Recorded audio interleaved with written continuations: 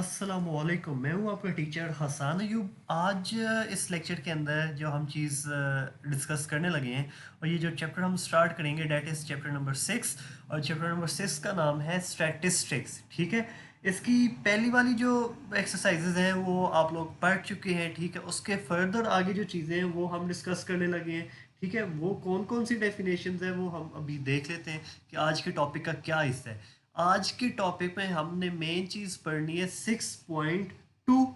ठीक है, और 6.2 के कॉन्सेप्ट्स क्या है, इसमें मोड क्या है, मीडियन क्या है और अरिथमेटिक मीन क्या होता है, ये चीज़ें आज हम डिस्कस करेंगे। ठीक है, क्वेश्चंस करेंगे। क्वेश्चंस हमने 6.2 के कौन कौन से क्वेश्चंस करने हैं। Question number 3, question number 7, question number 11 और क्वेश्चन नंबर 12 करेंगे हम। ठीक है, इसके साथ आ जाए कि टॉपिक स्टार्ट करते हैं और क्वेश्चन आपके सामने नज़र आ रहा होगा। ठीक है, क्वेश्चन को देखें तो क्या कह रहा है कि क्वेश्चन नंबर 3 मैंने बोला है ना आपको, तो इसको देखें। Find the arithmetic mean, A M जिसको आमतौर पे कह सकते हैं। अरिथमेटिक मीन निकालना है bye direct method.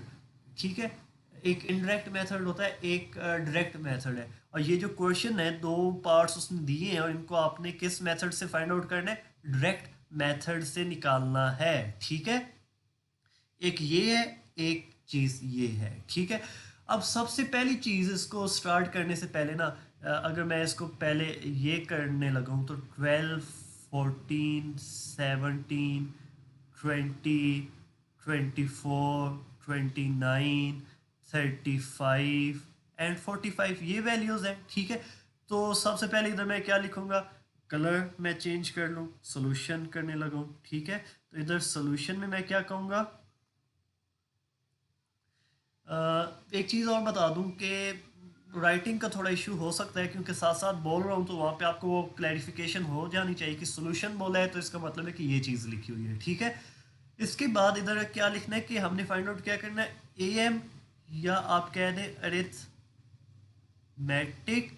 Mean by direct method. ठीक है, ताकि पेपर में ना जब वो चेक कर रहा हो तो वहाँ पे उसको कोई कंफ्यूजन ना हो कि ये इसने कौन से मेथड से किया। एक एक चीज़ आपने वाजिया या डिटेल के अंदर करके लिखनी होती है। ठीक है, अब ये जो हमारे पास वैल्यूज़ लिखी हुई थी ना, हमने क्या कहना है कि ये एक मिसाल के तौर पे x एक सेट है और इसकी वैल्यूज़ आ जाएंगी 12, 14, 17, 20 और 24, 29, 35 और 45। ठीक है, अब इधर फॉर्मूला क्या आता है अरिथमेटिक मीन का, वो चीज़ हम देखने लगे हैं कि एक्स बार या arithmetic mean is equal to sigma X या सम ऑफ एक्स। ठीक है, divided by total number of quantities, कि टोटल जितनी भी क्वांटिटीज होंगी। ठीक है, तो हम क्या करेंगे, एक्स बार वैसे ही आ गया। ठीक है, इक्वल टू इधर क्या लिखेंगे, अब ये तमाम एक्स, सिग्मा एक्स क्या होता है, sigma X equal to 12 plus 14 plus 17, ये चीज़ें आएंगी ना, तो इस वजह से इधर मैं क्या लिखूंगा, 12 plus 14 plus 17 plus 20 plus 24 plus 29 plus 35 plus 45। ठीक है, ये लिख दी और टोटल क्वांटिटीज कितनी है उस पर डिवाइड कर देना है। काउंट कर लेते हैं, 1 2 3 4 5 6 7 8, देर आर टोटल 8 numbers और the 8 quantities, so we will divide it by number 8। Okay, इतनी चीज़ आपको समझ आ गई होगी। कैलकुलेटर आपके पास होगा या वैसे ही आप लोगों की अगर मैथमेटिक्स अच्छी है तो इसको आप प्लस करें तो this will be equal to 196 and here I am going to write 8 which is in divisible position. तो अब इसका जब करूँगा, डिवाइड करूँगा तो पॉइंट्स में आंसर आएगा, वो क्या आ जाएगा 24.5। तो इस वजह से मैं इधर इसको आंसर के लिए मैं दोबारा से कलर चेंज कर देता हूँ। ठीक है, तो आंसर में मैं क्या कहूँगा, so that is Y X bar और arithmetic mean is equal to 24.5। ठीक है, तो इस तरह आंसर भी आपने थोड़ा सा हाईलाइट करके बॉक्स के अंदर लिख दें तो वो एक अच्छा इंप्रेशन पड़ जाता है। ठीक है, हाईलाइट हो जाती है ना चीज़ तो मार्क्स कटने के चांसेस नहीं रहते, ठीक है। इसके बाद आ जाए दूसरा पार्ट भी मैं ही आपको करा देता हूँ, ठीक है। दूसरा पार्ट लिखते हैं, वैल्यूज़ क्या है, 200, 225, 350, 375, 270, 320 और 290, ठीक है। ये 320 लिखा हुआ है। सॉल्यूशन की हेडिंग देंगे आप, ठीक है। सॉल्यूशन की हेडिंग देने के बाद मैं इधर कलर चेंज कर लेता हूँ ताकि क्वेश्चन और इनके अंदर वाज़े फ़र्क आ जाए, ठीक है। और इधर मैं क्या करूँगा, वही चीज़ लिखूँगा कि ए एम, ये शॉर्ट फॉर्म में मैं ए एम लिख रहा हूँ, आपने अरिथमेटिक मीन पूरा लिखना है, बाय डायरेक्ट मेथड, ठीक है। डायरेक्ट मेथड के थ्रू करें ना जो उसने कहा हुआ है, ठीक है।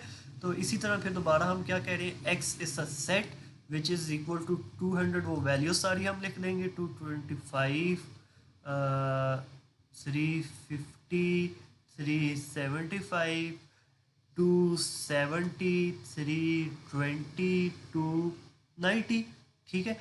और now we are going to apply a formula which we have discussed here. Here you can see it, x bar equal to this. So I am going to write it as it is, x bar is equal to sigma x and divided by n. N is the total number of quantities. Now by putting values we will get 200 plus 225 plus 350 plus 375 plus 270 plus 320 plus 290, ठीक है। और इधर मैं इसको क्या कर लूँगा, divide by total कितनी है, 1 2 3 4 5 6 7, दे आर टोटल 7 क्वांटिटीज और numbers, so I am going two divided by 7, ठीक है। जब इनको आप प्लस करेंगे सबको तो इसका आंसर तकरीबन बल्कि एग्जैक्ट आ जाएगा ये चीज़, ठीक है।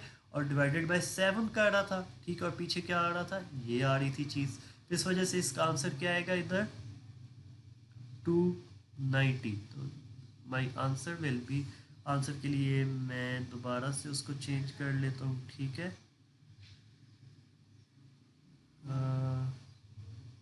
इसके अंदर लिख देता हूँ आंसर, ठीक है।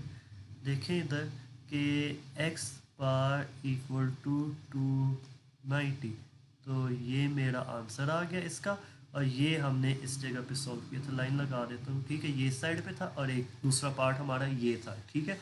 उम्मीद है कि ये क्वेश्चन आपको समझ आ गया है। उसके बाद क्वेश्चन नंबर 7 पे आए, क्या कहते हैं कि the following data shows the number of children's in various, various का मतलब होता है डिफरेंट, मुख्तलिफ, ठीक है, in different families, find mode and median.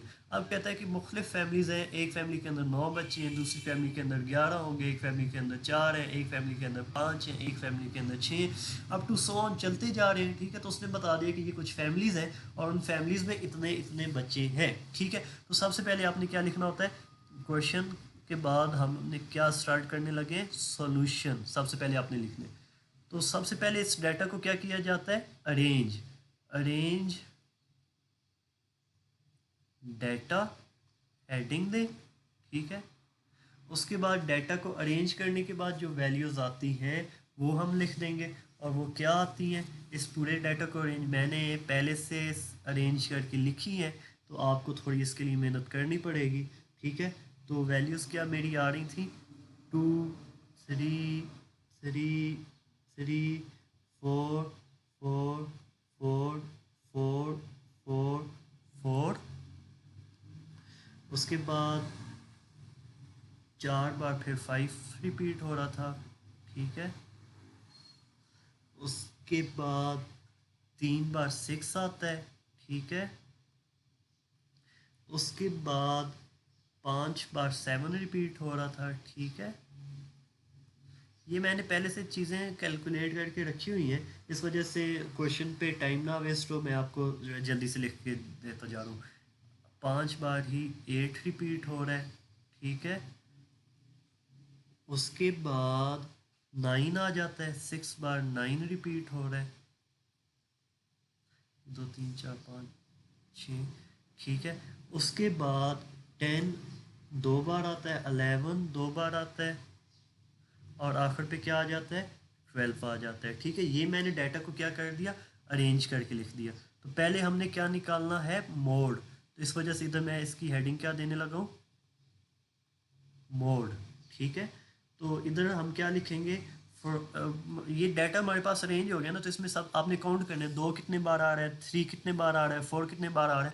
तो मोड क्या होता है, इधर मैं लिख देता हूँ मोड, इधर मैं लिख देता हूँ बल्कि ऊपर, mode is most repeated value. जो सबसे ज़्यादा वैल्यू रिपीट हो रही होगी उसको हम क्या कह देते हैं, मोड कह देते हैं, ठीक है। तो इधर रिपीट क्या वैल्यूज़ हो रही हैं, अब पूरा अब खाली आपने वो आंसर उठा के उसको फेंक नहीं देना कि ये आंसर है, ये वैल्यूज़ हैं, ठीक है। थोड़ा डिज़ाइन, थोड़ा आपने सजा के चीज़ लिखनी होती है, वो सजा के कैसे लिखेंगे, थोड़ा मैं कलर इसका चेंज करता हूँ ताकि हेडिंग और इसके अंदर एक फ़र्क आ जाए, ठीक है। तो ये मेरे ख्याल में कलर ठीक है। तो इधर मैं क्या लिखूँगा, from the arrange data, from arrange data we see, हमने क्या देखा कि 4 and 9 are repeated 6 टाइम्स, क्योंकि सबसे ज़्यादा यही 2 बार रिपीट हो रहे हैं, दोनों 6 बार हो रहे हैं। तो that is why the frequent or mode is, that is why the frequent values are 4 and 9, ठीक है। तो हम क्या कहेंगे, so mode equal to 4 and 9, ठीक है। तो ये से हम क्या कह सकते हैं कि हमारा मोड ये आ जाएगा, ठीक है। ये बात एक्सपेक्ट करता हूँ कि आपको समझ आ चुकी होगी कि पहले अरेंज करना है, देखना है जो सबसे ज़्यादा चीज़ रिपीट हो रही होगी उसको हम क्या कह देंगे, उसको हम कह देते हैं कि ये हमारा मोड होगा, ठीक है। क्योंकि इधर डेफिनेशन में मैंने आपको पहले ही क्या लिख के बता दिया था कि mode is the most repeated value, ठीक है। ये ऊपर हमने देख लिया था। अब हमने क्या कैलकुलेट करना है, इसका दूसरा पार्ट, मीडियन, ठीक है, मीडियन। अब इसके लिए एक चीज़ देख लें कि हेडिंग ले ली मैंने उससे, और कलर चेंज कर लूँ ताकि आपको समझ आ जाए एक चीज़ कि डिफरेंशिएट कैसे हो रहा है, ठीक है। अब काउंट करें जी, ये वैल्यूज़ कितनी है, ठीक है। पहले क्योंकि मीडियन जो होता है ना वो 2 वैल्यूज़ के लिए एक होता है, एक इवन के लिए अलग फार्मूला होता है, ओड के लिए अलग होता है। इवन के लिए क्या फार्मूला होता है वो भी देख लें। इवन के लिए फार्मूला होता है 1/2, ठीक है। और इधर क्या आ जाएगा, n/2, nth, मतलब टोटल जितनी वैल्यूज़ आपकी आएंगी, ठीक है। फिर प्लस करना है n/2 डिवाइडेड बाय 2 आइटम, मतलब ये n टोटल जितनी भी क्वांटिटीज़ आपकी होंगी, ठीक है। तो ये हमारा जो है इवन वैल्यू के लिए होगा। और इसके बाद ओड का थोड़ा आसान है, कोई मुश्किल नहीं है। ओड के लिए हमने क्या सिंपली करना होता है, n+1 डिवाइडेड बाय 2, ओड के लिए ये फार्मूला है। तो इस वजह से सबसे पहले हमें क्या कैलकुलेट करनी पड़ेगी कि ये वैल्यूज़ इवन है या ओड है। काउंट करें, 1 2 3 4 5 6 7 8 9 10 11 12 13 14 15 16 17 18 19 20 21 22 23 24 25 26 27 28 29 30 31 32 33 34 35 36 37 38, टोटल कितनी आ गई हैं। इधर हम क्या कहेंगे, एज n इज इवन, क्योंकि इवन 38 क्या वैल्यू होती है, 2 पे डिविजिबल आ रही है ना, कि n = 38। तो हम क्या कहेंगे, 100। तो फॉर्मूला ये ऊपर वाला हमारा लगेगा, ठीक है। तो हम क्या कहेंगे, so median equal to 1/2, formula वही दोबारा मैं लिख रहा हूँ, ठीक है। n/2 आइटम मतलब 38, टोटल वैल्यूज हमारी n में कितनी आ रही हैं, 38 है ना, तो 38/2, ठीक है। आगे आइटम क्या है वो मैं भी आपको बता देता हूँ। इधर हम इन्हें क्या करना है, n+2 और नीचे 2 आइटम, ठीक है। ये आइटम क्या है इधर भी मैं आपको बता देता हूँ, ठीक है। लिखिए जी, 1/2 है, n की वैल्यू क्या आई थी 38/2 प्लस इधर क्या आएगा 38+2/2, ठीक है। फिर आगे देखें 1/2 आएगा, ठीक है। 38/2 क्या आ रहा है वो देखें 19, 38 को 2 पे डिवाइड करेंगे तो क्या आएगा 19 आएगा, ठीक है। उसके बाद आगे आप 38+2 क्या हो जाता है, इधर मैं कर देता हूँ, 38+2 क्या होता है 40/2 क्या होगा 20 आ जाता है, ये रफ वर्क है, ठीक है। तो इस वजह से इधर क्या आ जाएगा +20th आइटम, ठीक है। और ये बाद में डिवाइड हो रहा है। अब इसका देखें 19th और 20th का क्या मतलब है कि ये अरेंज किया था ना जो डाटा हमने, ठीक है। इसमें 19वें नंबर पे जो वैल्यू आ रही है उसको प्लस करना है जो 20वें नंबर पे वैल्यू आ रही होगी। देखिए 19th नंबर पे क्या आ रहा है 1 2 3 4 5 6 7 8 9 10 11 12 13 14 15 16 17 18 19 क्या वैल्यू आ रही है 7 आ रही है, ठीक है। और साथ ही 20th वैल्यू भी क्या आ रही है 7 आ रही है, ठीक है। तो इस वजह से हम इधर क्या करेंगे, हम इधर करेंगे इक्वल का साइन लगा के 19 और उसकी वैल्यू लिख देनी है 1/2, अंदर क्या आ रहा था 7+7, ठीक है। ये क्या हो जाएगा 1/2 14, 14/2 क्या होता है, मैं इधर सिंप्लीफाई कर देता हूँ, ठीक है। तो ये क्या आ जाएगा 7। तो इधर मैं आंसर थोड़ा हाईलाइट करके आपको बता देता हूँ कि मीडियन इज इक्वल टू 7, ठीक है। ये चीज़ आई एक्सपेक्ट डेट कि आपको समझ आ चुकी होगी, ठीक है। अगर कोई भी क्वेश्चन हो, कोई भी टॉपिक आपको ना समझ आ रहा हो तो वो आप फ़ौरन कमेंट सेक्शन में पॉज करके वीडियो बता दिया करें, ठीक है, ताकि उसका आंसर मैं आपको कर दिया करूँ। इसके बाद आगे हम क्या पढ़ने लगे हैं, क्वेश्चन नंबर 11, ठीक है। क्वेश्चन नंबर 11 में क्या कहता है, on a vacation trip a family bought 21.3 litre of petrol at 39.90 rupees per litre. अब वो मुख्तलिफ फैमिलीज़ बता रहा है कि मुख्तलिफ फैमिलीज़ होंगी या मुख्तलिफ जगह पे उन्होंने पेट्रोल लिया है, ठीक है। पहली बार उन्होंने क्या लिया 21.3 लीटर पेट्रोल लिया है, ठीक है। और इसमें 1 लीटर पेट्रोल उनको कितने का पड़ा था 39.90 रुपीज़ का, बड़ा सस्ता था उस वक्त पेट्रोल, ठीक है। अब तो 104 कि 107 रुपये पे चला गया, ठीक है। दूसरी बार उन्होंने 18.7 लीटर पेट्रोल परचेज किया और इस फैमिली को या इस बार इनको 1 लीटर कितने का पेट्रोल परचेज करना पड़ा 42.90 का। And in the same way third time they purchase 23.5 litres of petrol and पर लीटर कॉस्ट वाज 40.9, मतलब 1 लीटर की कीमत क्या पड़ रही थी 40.9। तो हमने इसकी ना मीन प्राइस कैलकुलेट करनी है इसकी पूरे की, ठीक है। तो सबसे पहले इसमें ना आपको टेबल बनाना पड़ता है, ठीक है। तो इधर मैं वही चीज़ के सॉल्यूशन वो लिखूंगा, ठीक है। उसके बाद टेबल मेरे से गंदा बनेगा, ये चीज़ मैं पहले बता दूं, ठीक है। टैब के ऊपर काम कर रहा हूँ, इसके ऊपर इतनी प्रैक्टिस मेरी नहीं है। तो लीटर और इसको मैं क्या कह देता हूँ W, ठीक है।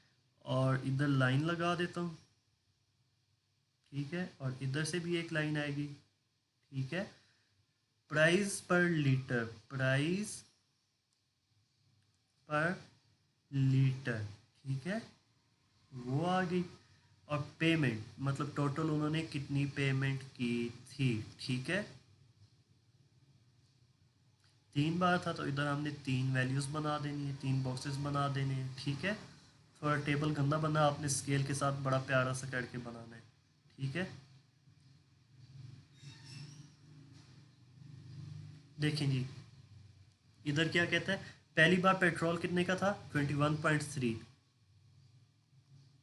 और पर लीटर पेट्रोल कितने का पड़ा था 39.90, ये ठीक है। दूसरी बार पेट्रोल कितना लिया 18.7, और पर लीटर पेट्रोल कितने का पड़ा 42.90। इसी तरह तीसरी बार 23.5 और पर लीटर 40.90 का पड़ा। अब पेमेंट देखनी है ना कि टोटल इतना पेट्रोल और 1 लीटर इतने का था। अब देखें ना, मैं बात बताता हूँ। आप बाइक चलाते हैं या आपके बाबा चलाते हैं तो वो पेट्रोल 104 रुपीज़ पर लीटर है, ठीक है। तो वो क्या करते हैं, 2 लीटर अगर उन्होंने पेट्रोल लिया तो वो मल्टीप्लाई हो जाएगा ना, ये टोटल अमाउंट कितनी पे करेंगे 208 रुपये। तो इसी तरह इधर भी इन दोनों को आपस में मल्टीप्लाई कर देना, तो वो हमारे क्या आ जाएगा WX, क्योंकि W को किसके साथ मल्टीप्लाई करें, X पर लीटर जो था हमारा, ठीक है। तो इधर मेरी क्या वैल्यू आ जाएगी, ये आप कैलकुलेटर से करेंगे तो आपका आंसर आ जाएगा, ठीक है। ये मैंने पहले कैलकुलेट की हुई ये चीज़ें, इस वजह से टाइम वेस्ट ना हो आपका। तो ये ना देखिएगा कि इतना जल्दी साइड लिखे जा रही है, ठीक है। तो 961.15, ठीक है। तो टोटल अब इन सब को प्लस किया तो ये हमारा कितना आ गया, टोटल लीटर कह दें, टोटल लीटर कह दें, या मैं इसको सिग्मा W कह देता हूँ। तो ये मेरा कितना बना था 63.5, ठीक है। इसको वैसे ही रहने दें क्योंकि इसका काम नहीं है, ठीक है। और इधर क्या कह देंगे, टोटल पेमेंट उन्होंने सब ने मिलके कितनी की, टोटल पेमेंट वाज, और ये है क्या WX है ना, तो हमने इस सब को प्लस किया तो ये क्या आ गया सिग्मा और WX आ गया, ठीक है। और अमाउंट इन सब को प्लस किया 849 प्लस 802 प्लस 961, पॉइंट्स की वैल्यू भी प्लस होंगी, ठीक है। तो ये क्या बनेगा 2613.25 बनेगा, ठीक है। अब हमने एवरेज निकालनी है जो उसने मीन का हुआ है पर लीटर, ठीक है। तो इधर हम आगे क्या कहेंगे, एवरेज प्राइस कैसे निकालेंगे वो हम निकालने लगे हैं, ठीक है। टोटल अमाउंट कितनी थी हमारी, ये वाली, ठीक है। टोटल अमाउंट को हम क्या करेंगे, टोटल लीटर्स 63.5 है ना, तो उससे भी डिवाइड करेंगे टोटल लीटर्स, ये आगे वाले स्टेप में करूँगा, ठीक है। तो हम निकालना क्या है, मीन, ठीक है। तो ये साइन मीन का होता है, ठीक है। एक्स बाई, अभी भी हमने पहले जो आज का क्वेश्चन किया उसके अंदर हमने चीज़ देखी है। तो ऊपर क्या चीज़ आ रही, टोटल अमाउंट क्या था सिग्मा WX था ना, ठीक है। और नीचे क्या आ रहा था सिग्मा W, तो वो वैल्यूज़ मैंने लिख दी 2613.25, और इधर क्या लिख दिया 63.5, ठीक है। जब इसको सॉल्व करेंगे तो वो क्या आंसर आ जाएगा 41.15 रुपीज़ पर लीटर, ठीक है। लीटर में आई आता है, ये स्पेलिंग मैंने गलत लिख दिए थे, ठीक है। तो फाइनल आंसर जब आप हाईलाइट करके लिखेंगे तो वो आप कैसे लिखेंगे वो भी देख लें। ये कलर ठीक है मेरे ख्याल में। इधर हम क्या लिखेंगे, एक्स बार, या मीन क्या निकला हमारा 41.15 रुपीज़ पर लीटर, और एक बॉक्स के अंदर इसको इनक्लोज कर दें हाईलाइट करने के लिए, ठीक है। ये क्वेश्चन आपको मैंने सॉल्व करके दे दिया है, ठीक है। इसके बाद आगे क्वेश्चन पे आ जाएं, कहता क्या है कि calculate simple moving average 3 years from the following. 3 years कह रहे हैं ना, तो 3 years का एक चीज़ देख लें कि 3 साल, हम पहले इन तीनों का देखेंगे, जो आंसर आएगा वो इसकी इक्वलेंट लिख देंगे। फिर पहले को छोड़ के इन तीनों का देखेंगे, ठीक है, इस और आंसर इधर लिख देंगे। फिर एक एक छोड़ के नीचे आते जा रहे हैं ना, दरमियान में आंसर लिखते जा रहे हैं, ठीक है। अगर 5 का होगा तो हम क्या लिखेंगे 1 2, मतलब 5 years का अगर उसने कह दी, कॉन्सेप्ट बता रहा हूँ ना, रटे रटाई चीज़ तो आपने नहीं करनी। तो 1 2 3 4 5, तो 5 का करेंगे 1 कलर मुझे चेंज करने दें ताकि वो उसके साथ मिक्स ना हो चीज़, क्योंकि पहले भी ब्लू कलर ही है। तो 1 2 3 4 5, ठीक है। तो इसमें जब आप इन सब को प्लस करेंगे तो दरमियान में कौन सी आ रही है, इधर से भी एक छोड़ दी, इधर से भी एक छोड़ दी, ये भी छोड़ दी, ये भी छोड़ दी, तो तब भी यही पोजीशन बनेगी। मतलब दरमियान में जो भी पोजीशन बन रही हो ना, हमने उनको कैलकुलेट करके वहाँ पे लिख देना होता है, ठीक है। ये चीज़ बस आपको बताने का मेन कॉन्सेप्ट है, ठीक है। सॉल्यूशन इसकी स्टार्ट करते हैं। इस जगह पे मैं लिखता हूँ सॉल्यूशन, ठीक है। कलर मेरे ख्याल में मुझे थोड़ा डार्क करना पड़ेगा, नज़र नहीं आएगा आपको, मुझे भी इतना ख़ास नज़र तो नहीं आ रहा। ब्रेड कलर थोड़ा अच्छा लग रहा है, ठीक है। इधर हम पहले क्या लेंगे, ईयर्स, ठीक है। फिर हम क्या ले रहे हैं, वैल्यूज़। फिर हमने क्या कहना है, पहले इसको थोड़ा सा लाइन में कोशिश करूँ कि सीधी लग जाए, कुछ हद तक बेहतर होगी है, ठीक है। तो इधर भी एक लाइन लगा देता हूँ, डाटा अलाइंड है ना तो वो समझ आता है, ठीक है। तो इधर मैं क्या करूँगा, 2 बनाऊँगा। पहले तो ऊपर मैं बताऊँगा कि कितने ईयर्स का मूविंग हो रहा है, कितने ईयर्स का डिफरेंस हो रहा है, 3 ईयर्स मूविंग, ठीक है।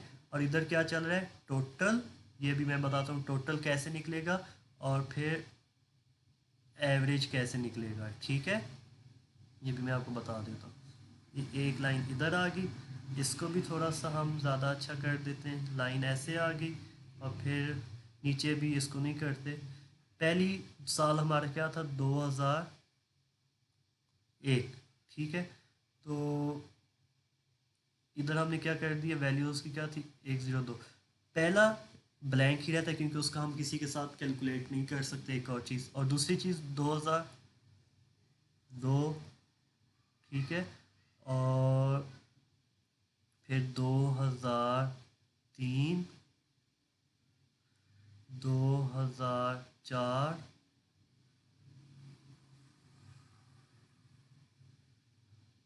थोड़ा सा वेट करें, ठीक है। थोड़ा सा ये काम क्वेश्चन पे बोर्ड पे भी बड़ी मुश्किल हो जाती है इसको करवाने में, ठीक है। 2005, फिर 2006, फिर 2007, 2007, फिर 2008,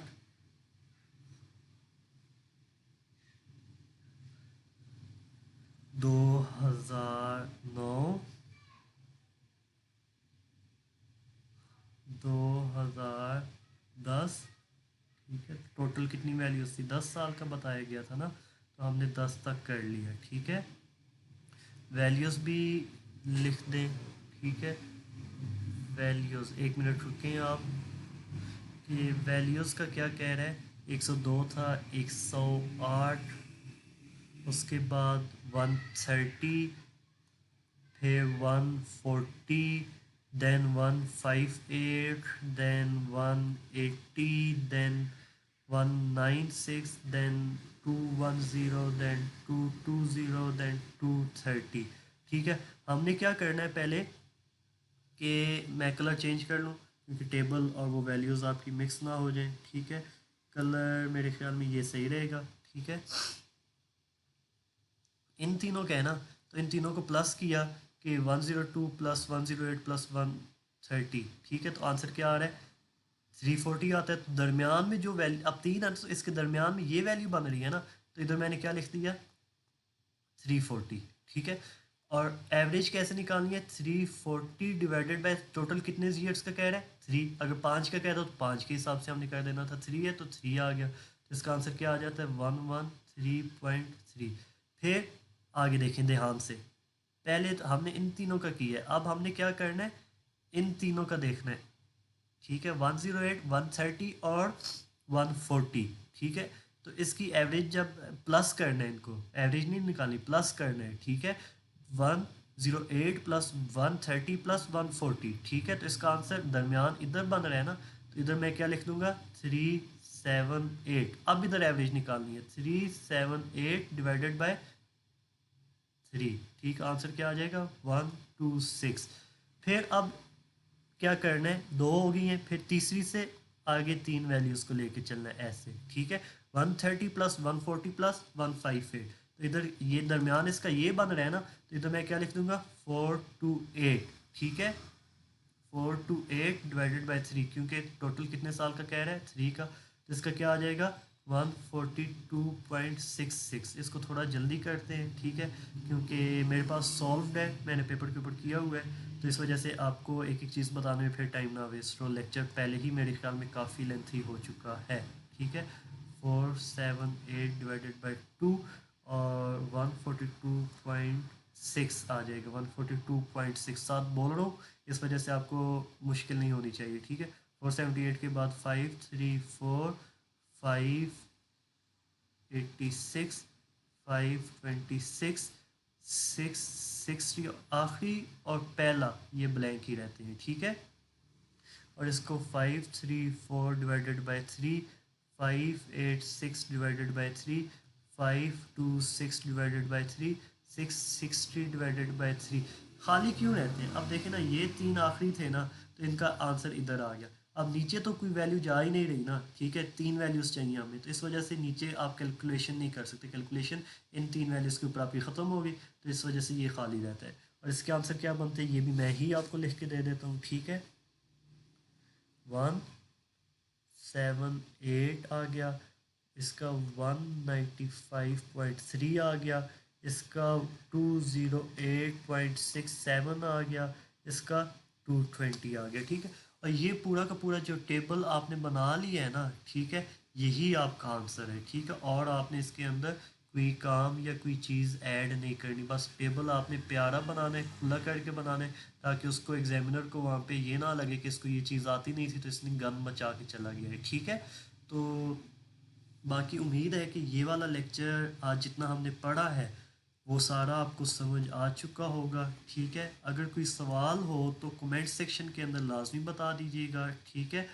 और अपनी दुआओं में याद रखें, अपने पेरेंट्स का बहुत ज़्यादा ख्याल रखें। अल्लाह हाफिज़।